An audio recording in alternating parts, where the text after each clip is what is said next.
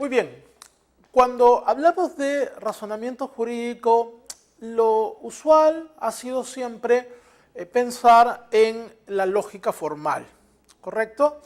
Y es que si pensamos de pronto seguir un curso de razonamiento jurídico o de argumentación jurídica, pues muchos asumirían que se trataría de un curso de lógica formal, de lógica empleada en el derecho. Y efectivamente tenemos una forma de razonamiento lógico formal que es de las más clásicas, ¿no? De las más antiguas, y que mientras existía solamente esta concepción del derecho como objeto, es decir, la concepción positivista, entonces se asumía que era la única o la exclusiva forma de razonamiento jurídico. Sin embargo, como ustedes pueden apreciar en esta diapositiva, la forma de razonamiento lógico formal ahora va a ser complementada con las formas de razonamiento retórico y las formas de razonamiento dialógico o procedimental. Estamos hablando entonces de dos formas de razonamiento jurídico que están, ¿no?, de hecho presentes ahora a raíz de este desarrollo de la teoría de la argumentación jurídica. Vamos a repasar un poquito algunos aspectos de la forma de razonamiento lógico formal, sobre todo enfatizando las debilidades, las falencias que tiene esta forma de razonamiento lógico formal y que han permitido pues que surjan entonces las formas de razonamiento retórico o dialógico también, ¿no? Estas dos formas que aparecen allí serían entonces las que están asociadas con la teoría de la argumentación jurídica, ¿no? Sin embargo, también hay que hacer hincapié en que la teoría de la argumentación jurídica bajo ningún punto de vista excluye o rechaza a la lógica formal, sino que de lo que se trata es de asumir que estas dos formas extras que tenemos aquí, la retórica y la dialógica, van a ser consideradas como complementarias a la lógica formal, ¿no? Porque la lógica formal es necesaria, pero insuficiente, ¿no? Así que se trata de lograr un apoyo, un complemento para poder justamente actuar en aquellos casos en donde la lógica formal no nos ayuda, no nos sirve, no es de utilidad. Efectivamente, el razonamiento lógico es el de más larga tradición en la argumentación jurídica, ¿no? Pero como ustedes pueden ver aquí en esta diapositiva, se trata, ¿no?, de enfatizar más bien el aspecto de la validez formal de las premisas, ¿correcto? Ese sería el criterio de racionalidad de la argumentación jurídica. Es decir, simplemente se trata, ¿no?, de una evaluación formal que incluso, ¿no?, si ya evaluamos la parte sustantiva material, puede llevarnos a situaciones, digamos, un poco inverosímiles, ¿no? Veamos este ejemplo para que vean a qué me estoy refiriendo, ¿no? Si tenemos esta estructura lógica, dice, todos los abogados son jueces. Esa es la premisa 1. La premisa 2 dice, Antonio es abogado, y la conclusión dice, Antonio es juez. ¿Ok? Entonces, si ustedes observan con cuidado, podemos considerar que la conclusión, Antonio es juez, se sigue lógicamente de las premisas 1 y 2, ¿no? O sea que desde un punto de vista formal, la conclusión a la que se está arribando es absolutamente impecable, ¿no? Pero hay un detalle. Estamos haciendo la evaluación solo desde un punto de vista formal, no desde un punto de vista sustantivo o material. ¿Eso qué significa?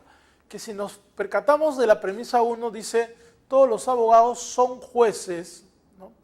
Evidentemente, si vamos a la realidad, nos encontraremos con que esta premisa no puede ser verdadera, ¿no? Porque si bien es cierto que todos los jueces son abogados, no es cierto que todos los abogados sean jueces, ¿no? En este sentido, aquí observamos que ya, ¿no?, si tomamos en consideración esta premisa, ¿no?, y su sentido, entonces pues la conclusión podría ser verdadera o podría ser falsa, ¿no? Repito, si lo asumimos solamente desde un punto de vista estrictamente formal, la conclusión es absolutamente precisa, es absolutamente adecuada, ¿no?, porque la conclusión se sigue de las premisas. Lo que hemos hecho ahora simplemente es analizar con detalle la primera premisa y nos hemos encontrado con que esta primera premisa no es correcta, ¿no? Por lo tanto, si no es correcta esa primera premisa, la conclusión podría ser correcta o podría ser falsa, ¿no?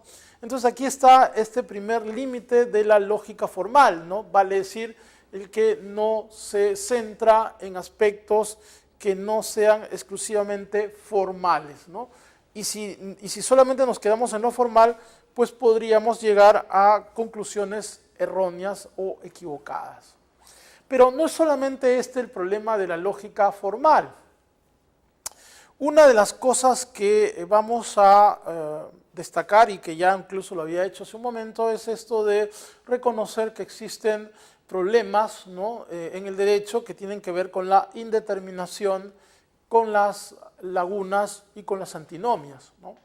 Entonces, cuando tenemos algún caso en donde se manifieste claramente algún problema de este tipo de indeterminación, de laguna o de antinomia, entonces obviamente nosotros no podemos todavía empezar el razonamiento lógico-deductivo. ¿Por qué? Porque aún no está clara cuál va a ser la premisa normativa o cuál va a ser la premisa fáctica, ¿no? O sea que es necesario entonces trabajar, ¿no?, para poder determinar la premisa. Ese trabajo de determinación de la premisa que vamos a usar para el caso, ¿no?, no es una cosa que sea posible de conocer apelando a la lógica formal, ¿no?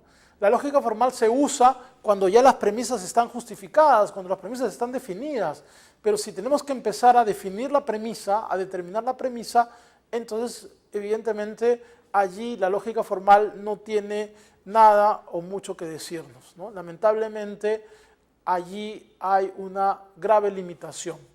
Por ahí es donde se va incorporando ya la teoría de la argumentación jurídica y sobre todo estas formas que habíamos mencionado previamente, ¿no?, la retórica, la forma dialógico procedimental, porque son a través de estas formas de razonamiento jurídico que se puede trabajar y lograr pues la justificación de la premisa, ¿no?, o la determinación de la premisa, ¿no? Por lo tanto, ¿no?, vemos pues que se ha podido, ¿no?, dar una se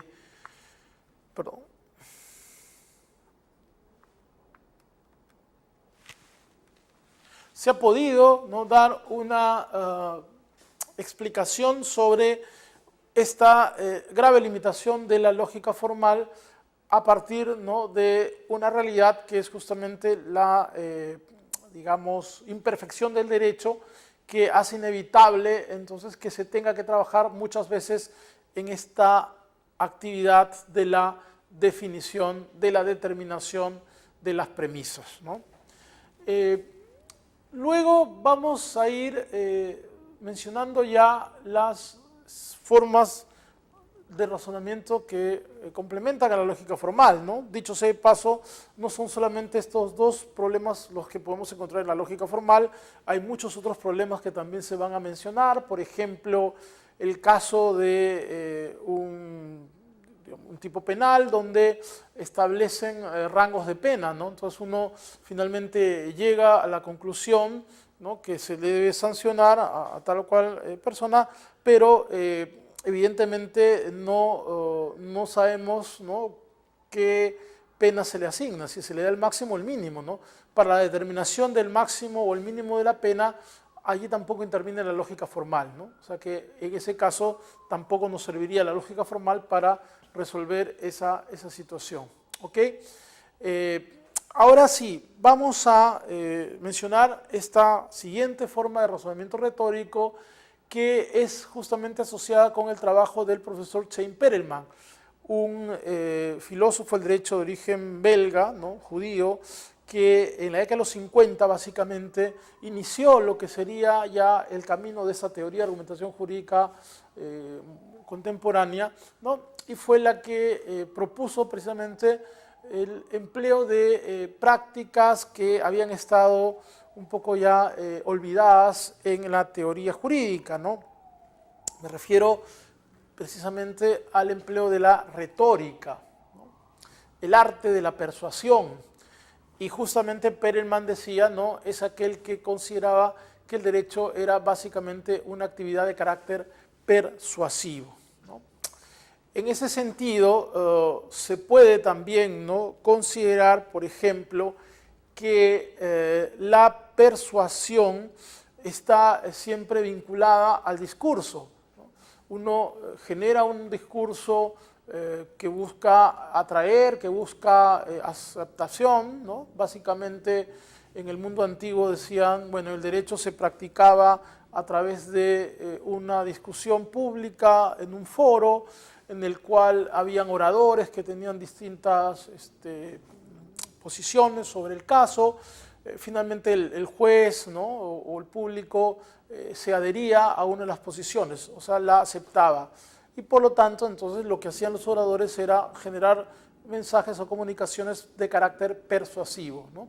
Interesante este enfoque porque de alguna manera ya nos va alejando, ¿no?, de lo que sería el derecho como un razonamiento lógico-deductivo, y más bien vemos también que se trata, ¿no?, de llegar a generar aceptabilidad, ¿no? Si hablamos de premisas, entonces pues que se busquen, ¿no?, aceptar las premisas, que se busque aceptar la justificación, la premisa normativa, la premisa fáctica, y en ese sentido entonces se desarrolla, ¿no?, un derecho, como dije, más de carácter público, ¿no? En ese sentido se puede hacer hincapié también en cómo en los últimos años ha ido entrando con fuerza este enfoque retórico, ¿no? Por ejemplo, en el campo procesal penal, ¿no?, el campo laboral, etcétera, vemos pues ese interés por ¿no?, digamos, trasladar el derecho de lo textual a lo público, ¿no?, a lo discursivo, ¿no?, a lo inmediato, a la oralidad, y todo eso pues, ¿no?, lleva también a pensar que hay un cambio, sí, en el sentido de devolverle al derecho esta dimensión oratoria, discursiva, ¿no?, para poder llegar a soluciones más inmediatas, ¿no?, a soluciones que puedan ser finalmente compartidas por un auditorio, por un universo de personas, y eso pues lógicamente generaría una mayor legitimidad también, ¿no?, en la decisión que se adopte. Finalmente podemos también reconocer, ¿no?, esta forma de razonamiento dialógico procedimental que está más bien ligada a los trabajos de Alexis, ¿no?, McCormick, que ya son autores de la década de los 70, ¿no?, fines de los 70. En este caso, autores como Alexis, por ejemplo, van a ser influenciados por filósofos de la talla de Jürgen Habermas, quien popularizó también, ¿no?, en la década de los 60, 70, esta nueva forma de racionalidad comunicativa, ¿no? Básicamente se trata, ¿no?, de emplear aquí el discurso, el diálogo, no entre orador y público o entre orador y juez, sino más bien entre todos, ¿no? Todos los ciudadanos, todas las personas racionales van a poder participar en un hipotético diálogo intersubjetivo con el propósito de llegar a un acuerdo, a un consenso, ¿no? A ese acuerdo, a ese consenso lo podemos denominar como verdad, ¿no? Podemos denominarlo como ¿no?, la justicia, etcétera, etcétera. O sea que básicamente se trata, ¿no?, de emplear, ¿no?, las reglas del discurso para poder, digamos, alcanzar, como dije, resultados de consenso, resultados aceptables, ¿no? Esto de las reglas del discurso también es importante porque precisamente, ¿no?, cuando uno genera un discurso, requiere de estas reglas para que pueda surtir efecto la comunicación, ¿no? Por ejemplo, si yo genero una comunicación contradictoria, si genero una comunicación incoherente, entonces eso impide o impedirá que se pueda llevar a cabo la comunicación. Así que si yo quiero estar comunicado, realmente voy a tratar de cumplir con esas reglas, ¿no?, de la comunicación del lenguaje, ¿no? Otra regla, por ejemplo, podría ser aquella que se refiere a la veracidad de toda comunicación, ¿no? Quien genera una comunicación, pues ¿no?, presumimos que esa comunicación es veraz, ¿no? Esto por la sencilla razón de que si una persona genera permanentemente comunicaciones falsas, ¿no?, pues como se dice criollamente, esta persona pierde credibilidad, ¿no? Nadie la toma en serio porque su comunicación es falsa permanentemente, ¿no? Así que como lo normal es que nadie quiera ser calificado como que ha perdido credibilidad, porque alguien que pierde credibilidad es excluido, es separado, y pues eso no es algo que sea deseable para una persona racional, así que por lo tanto también se presume, ¿no?, que toda comunicación debe tener este cariz de veracidad. Estas son algunas de las reglas que, por ejemplo, desarrollará el profesor Robert Alexy en su famoso libro Teoría de la Argumentación Jurídica, ¿no?, uno de los trabajos más importantes en lo que significa la teoría de la argumentación jurídica.